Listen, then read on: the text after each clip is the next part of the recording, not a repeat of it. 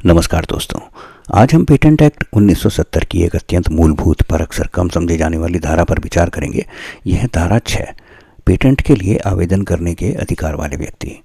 दोस्तों, इस धारा के अनुसार पेटेंट के लिए आवेदन इन व्यक्तियों के द्वारा किया जा सकता है। इसमें पहली श्रेणी है कि वह व्यक्ति जो स्वयं को वास्तविक और प्रथम आविष्कारक बताता है, ट्रू एंड फर्स्ट इन्वेंटर।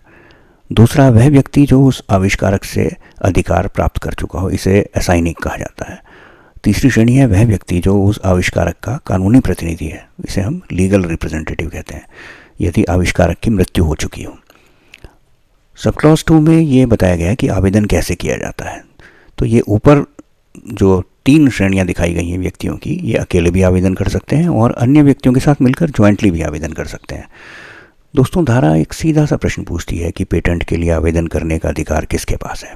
तो पेटेंट लॉ केवल ये नहीं देखता कि इन्वेंशन नया है या नहीं, या उसमें इन्वेंटिव स्टेप है या नहीं।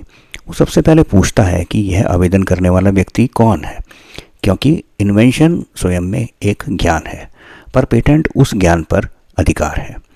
तो धारा 6 हमें 3 प्रकार के व्यक्तियों के बारे में बताती है। पहला, ट्रू एंड फर्स्ट इन्वेंटर, वह व्यक्ति जिसने वास्तव में इन्वेंशन की है, जिसने तकनीकी समाधान को जन्म दिया है। उदाहरण के तौर पर एक वैज्ञानिक ने एक नई बैटरी विकसित की, तो वो हुआ ट्रू एंड फर्स्ट इन्वेंटर।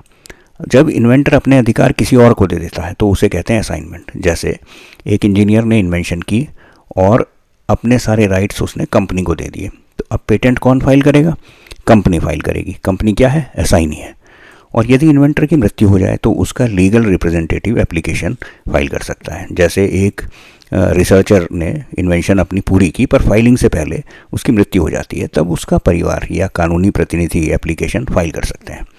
अब जॉइंट एप्लीकेशन, ये धारा 6 सब क्लॉज 2 ये कहता है कि आवेदन अकेले भी किया जा सकता है या मिलकर जॉइंटली भी किया जा सकता है। उदाहरण के तौर पर 3 इन्वेंटर्स हैं, उन्होंने मिलकर एक इन्वेंशन किया, अब तीनों जॉइंटली अप्लाई करेंगे, या इन्वेंटर और असाइनी दोनों मिलकर भी अप्लाई कर सकते हैं। तो दोस्तों, ये धारा हमें एक महत्वपूर्ण बात सिखाती है कि पेटेंट प्रोसेस का पहला चरण है right to apply, locus standi. जब तक यह स्पष्ट न हो कि आवेदन करने का अधिकार किसके पास है, तब तक पेटेंटेबिलिटी की चर्चा भी अधूरी है। तो दोस्तों, आविष्कारक ज्ञान का स्रोत है, इन्वेंटर ज्ञान का स्रोत है, पर अधिकार का धारक कोई और भी हो सकता है। तो पेटेंट लॉ हमें सिखाता है कि ज्ञान उत्पन्न करना एक बात है, उस पर अधिकार स्थापित करना दूसरी बात है। जहाँ आविष्कार है वहाँ प्रश्न है किसका आविष्कार है ये, और उसी से प्रारंभ होती है पूरी पेटेंट यात्रा। धन्यवाद।